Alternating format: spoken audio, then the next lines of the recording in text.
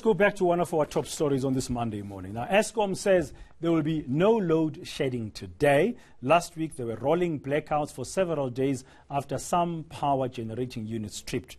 Well, load shedding often has a domino effect, creating all sorts of other problems. In fact, criminals often take advantage of power outages, with some of them targeting residential properties. Well, let's explore some of these implications. Christelle Colman is the Managing Director of Elite Risk Acceptances. She's joining us now live from our Cape Town studios, giving some of us and some of the viewers some very useful advice. Christelle, good morning. Thank you very much for your time this morning. I've seen the press release that our producer has got from you, where you are really highlighting what people should be doing or be aware of, because besides the risk of losing some of your precious luxury kind of high-tech appliances at home during power cuts and stuff, there's a risk of crime, of course. Absolutely. I mean, that's the biggest risk. I think, you can replace items through insurance or through buying them again, but you really can't repair the lives that can be damaged through crime. So your security at home is absolutely vital, not just for your own personal risk exposure, but also for your insurance policy to respond.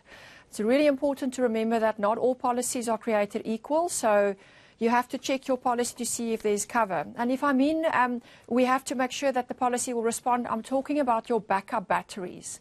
It's very important from the alarm system perspective, but your gate motor on your, on your motor gate, if you have one of those, and also electric fencing. Criminals know when the blackouts are going to be in certain areas, they can target.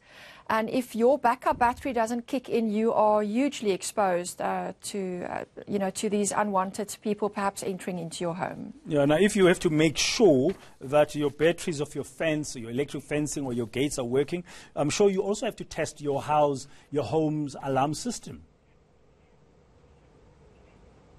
Absolutely, and unfortunately, it's a requirement of in the majority of insurance policies will say we will pay your claim, but you must make sure that your alarm system is maintained and that your backup battery is in a working condition. And these batteries are not made to be triggered all the time, like they've been last week when we had blackouts the whole week. It's almost like cell phone batteries. They tend to run down, supposed to be triggered maybe once a year or twice a year. So when we go through times like last week, the batteries tend to run down faster. So phone your alarm company and ask them to come out, test your battery and have it replaced if need be. Yeah, last week we have a weekly feature here called Tech Talk with Toby Shepshek from Staff Magazine. He was showing us all these kinds of gadgets that people can use to light up their homes, for example, when there's no power, because part of securing your home is to make sure that you can see what's happening around it. Absolutely.